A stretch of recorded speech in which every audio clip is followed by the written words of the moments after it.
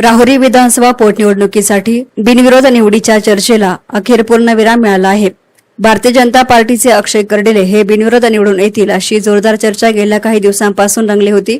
मात्र या सर्व तर्कवितर्कांना छेद देत प्राजक्त तनपुरे यांनी अखेर अपक्ष म्हणून निवडणूक रिंगणामध्ये उतरण्याचा निर्णय घेतला आहे. कार्यकर्त्यांशी संवाद साधताना पब्लिक की डिमांड है इसलिए आना पडा असं स्पष्ट सांगत तनपुरे यांनी थेट मैदानात उतरून निवडणुकीमध्ये रंगत आणले आहे. त्यामुळे आता राहुरी मतदारसंघामध्ये कर्डिले विरुद्ध तनपुरे अशी अटीतटीची आणि प्रतिष्ठेची लढत पाहावयास मिळणार आहे. पब्लिक की डिमांड थी तो भाऊ को आना पड़ा.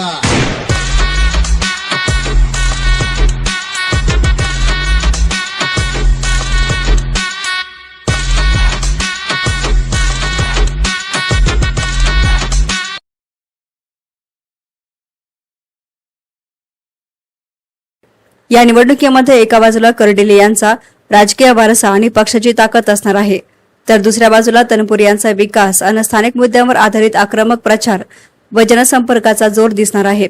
त्यामुळे आता ही लढत वारसा विरुद्ध स्थानिक विकास अशी ठरण्याची स्पष्ट चिन्हे झाली आहेत. या घडामोडीमुळे राहुरीतील निवडणूक आता केवळ स्थानिक न राहता राज्याच्या राजकारणाचं लक्ष वेधून घेणारी ठरली आहे. आगामी काळात प्रचाराची रणधुमाळी वाढणार असून मतदारांचा कौल कोणाच्या बाजूने झुकतो याकडे सर्वांचं लक्ष लागले. एसनाना मीडियासाठी प्रतिनिधी गोविंद फुंडगे, राहुरी.